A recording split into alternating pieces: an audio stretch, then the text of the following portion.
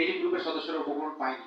আমরা ঠাকুরগাঁও জেলায় আমরা আজকে রানী শঙ্কর উপজেলার মধ্যে দিয়ে ঠাকুরগাঁও জেলার উপকরণ বিতরণ শুরু হলো। আমরা খুবই ভাগ্যবান যে একদম শেষ মুহূর্তে আমরা এটা এনাদেরকে দিতে পারছি।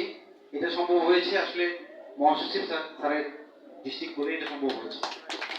তো আপনারা জেনে খুশি হবেন যে আমাদের এই ঠাকুরগাঁও ডিস্ট্রিক্টের কত উত্তরবঙ্গের বেশ কিছু জেলাতে ক্ষুদ্র নৃগোষ্ঠীদের নিয়েও একটা প্রকল্প আছে। তা আমাদের এমপি স্যার এতটাই আন্তরিক যে আমি যদি ভুল না করি প্রকল্প দপ্তর থেকে আমাকে ফোন দিয়েছিল, স্যার নিজেই আমাদের প্রকল্প দপ্তরে গিয়েছিলেন, খোঁজ নিয়েছিলেন যে ক্ষুদ্র নৃগোষ্ঠী প্রকল্পের আওতায় যেন আমরা আরো বেশি বেশি সেবা দিতে পারি। আমাদের মাননীয় সংসদ সদস্যতা খুবই আন্তরিক আছে। তো আমি বাংলাদেশ কৃষি নির্ভর দেশ, প্রতিটা মানুষের বাড়িতে প্রাণী সম্পদ আছে।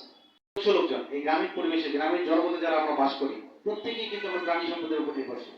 প্রত্যেকের বাড়িতে হাঁস মুরগি গরু ছাগল আছে এবং এগুলো আমাদের বিগত কয়েক বছর ধরে এবং তারই ধারাবাহিক একটু করে নামা শুরু হবে উপকরণ বিতরণ আমার মধ্যে আমার এবারে প্রথম মনে হলো আমার কাছে, বিশেষ করে আমাদের সদস্য মানুষের প্রয়োজনে কোথায় কিভাবে কি করা যায়। দীর্ঘ 17 বছর আমরা বিভিন্ন অফিস আদালতে আমরা কিন্তু কোনো দাওয়াত বা কোনো কিছু পেতাম না, আমরা যেতামও না। এই আপনাদের যে এই পশু সম্পদ নিয়ে যে কার্যক্রমগুলি এগুলি সম্বন্ধে আমরা তেমন অবগত নই না, আমরা জানিও না। যাই হোক, আমি একজন এমপিকে রানী শঙ্করে পেয়েছি যিনি সেই ভোরবেলা ফজরের নামাজের সময় উঠে এবং রাত্রি একটায় কোনো ঘটনাক্রমে আমি 3-4 দিন আগে রাত 12:30টার সময় গিয়েছি।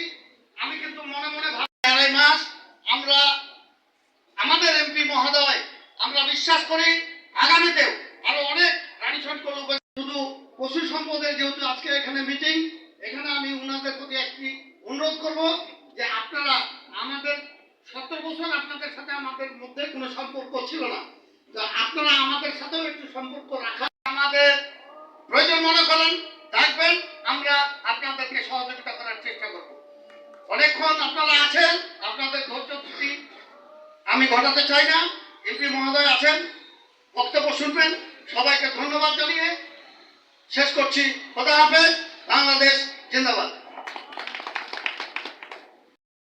আমরা যেন নিজের পায়ে দাঁড়াতে পারি, আমাদেরকে যেন আমরা যেন আমদানি নির্ভরশীল না হই, আমরা নিজেই যেন উৎপাদন করে আমাদের দেশের যে চাহিদা এটা যেন আমরা মেটাতে পারি। যাক, আমি বক্তব্য দীর্ঘায়িত করবো না, আমি আপনাদের কাছে ক্ষমা প্রার্থী। কারণ আমি কালকে বলেছিলাম যে আমি আসবো 11টা পরে জেলা অফিসে ডিসি অফিসে সেখানে আইন শৃঙ্খলার মিটিং ছিল, যার জন্য আমি সকালে আসতে পারিনি, ওখানে আমি গিয়েছিলাম। এই জন্য আমি আপনাদের কাছে ক্ষমা প্রার্থী। সরাসরি আমি ঠাকুর থেকে সরাসরি আসতেছি আপনাদের। যাক, পরিশেষে আমি আমার বক্তব্য দীর্ঘায়িত করবো না, আমার বিতরণের কাজ শুরু করে দেবো।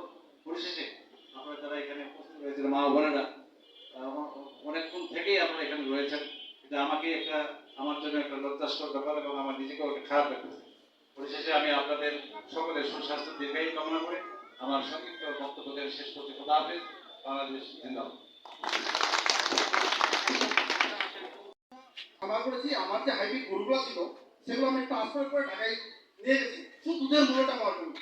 ওখানেও কিন্তু আমি এই গরুতে দুধের যে মূল্যটা পাচ্ছি স্যার 100 টাকা 80 টাকা, বাট এখানে কিন্তু আমি রামসুর পেলে সেই দুধের মূল্য পাচ্ছি অনলি 40 টাকা 50 টাকা। খাবারের দাম কিন্তু একই। আপনার কাছে স্যার আমাদের আকুল আবেদন, আমরা এই রামসুরবাসীর পক্ষ থেকে আপনার কাছে আমি যারা আবেদন করতেছি, এই রামসুর থানায় যেন আমরা একটা স্যার ডেইরির জন্য একটা রিজার্ভার অথবা ফ্রিজ সিস্টেম করে কিছু ব্যবস্থা করে দেন স্যার, তার জন্য আপনার কাছে আকুল